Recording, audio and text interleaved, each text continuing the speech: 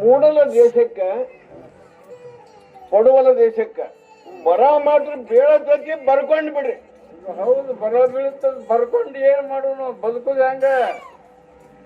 ಬದುಕ್ಸಾಕ ಒಂದ್ ದಾರಿ ಬೇಕ. ಬದುಕು ದಾರಿನೂ ಸಿಗ್ತತಿ. ಮತ್ತ ಅದನ್ನ ಕಾಲ ಮಾತ್ರ ಸುಮಾರು ಬರ್ತ್ರಪ್ಪ ಅಂತೇಳಿ ಎಚ್ಚರಿಕೆ ಕಾಯವದಾನ ಅಂತ ನಾವು ಗೊತ್ತೈತಿ. ನಮಗ ಕಾಯವದಾನ ಅನ್ನೋದು ನಮಗ್ ಗೊತ್ತೈತಿ. ಎಲ್ಲಾ ಪೀಕು ಕಡ್ಲು ಮಾಡ್ಲ, ಎಲ್ಲಾ ಮಡಿನೂ ಕಡ್ಲು ಮಾಡ್ಲ, ಕುರ್ಚಾನು ಕಾಡ್ಲು ಮಾಡ್ಲಣ್ಣ.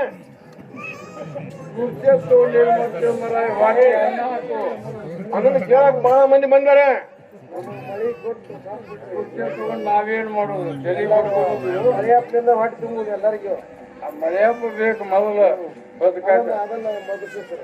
ನೀವು ಯಾವರಾಗ್ಲಿ, ಯಾವುದೇ ಭಕ್ತರಾಗ್ಲಿ, ನನ್ನೂರವರಾಗ್ಲಿ, ಯಾರೇ ಆಗ್ಲಿ ಪ್ರಸಾದ ಕಾಯ್ಕೊಂಡು ತಿರ್ಬೇಕು. ಇನ್ನು ಮ್ಯಾಗಿದ್ದು ವರ್ಷಕ್ಕೆ ಪ್ರಸಾದ ಕಾಯ್ಕೋರಿ, ಇಲ್ಲ ದನ ಸುಗ್ಗಿಗೆ ಹೋಗಿ ಕಾಲ ಬರ್ತೈತಿ. ಇನ್ನು ಮ್ಯಾಗೆ ಏನ್ ಕಾಪಾಡ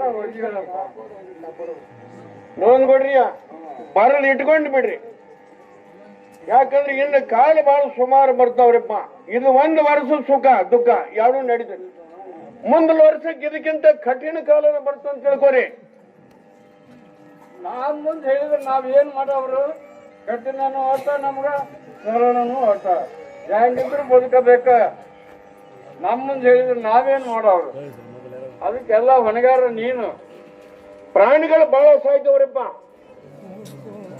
ಪ್ರಾಣಿಗಳು ಮಾತ್ರ ಬಹಳ ಸಾಯ್ತವು. ಏನ್ ಇವು ಸಾವುದು ನೋವುದು ಇವನ್ನೇ ನೋಡ್ರಿ.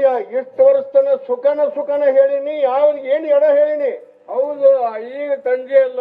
ಇನ್ಮೇಲೆ ಸುರೂಪ 20 ವರ್ಷ. ಏನ್ ವರ್ಷಕ್ಕೆ ನೀವು ಪ್ರತಿಯೊಬ್ಬರು ಕೊಟ್ಟದ್ದು ತುಸು ಪ್ರಸಾದೊಳಗೆ ಕಾಯ್ಕೊಂಡು ಒಂದ್ಸಲ ಜೀವನ ಮಾಡಿರಪ್ಪ. ಎಚ್ಚರಿಕೆ ಕೊಡ್ತೀನಿ. ಹೆಬ್ಬಳ್ಳಿ ಅಂತ ಹೇಳಿದ್ರೆ ಬರ್ಲಿಟ್ಕೊಂಡ್ಬಿಡ್ರಿ. ವರ್ಷಕ್ಕೆ ಗೊತ್ತಾಗತ್ತೆ. ವರ್ಷಕ್ಕೆ ಗೊತ್ತಾಗುತ್ತೆ. ಮೂಡಲ ದೇಶಕ್ಕೆ ಪಡವಲ ದೇಶಕ್ಕೆ ಬರ ಬಿದ್ದು ತಿರುತ್ತಂದ ಹೆಬ್ಬಳ್ಳಿ ಅಂತ ಬರೆದಿಟ್ಕೊಂಡ್ಬಿಡ್ರಿ. ಆದ್ರೆ ಹುಲಿ ಹೋಗುತ್ತೆ, ಹುಲಿ ಹೋಗುತ್ತೆ. ಇಲ್ಲಿ ಚಲ್ಲಾಟ ಹೆಚ್ಚಾಗುತ್ತೆ.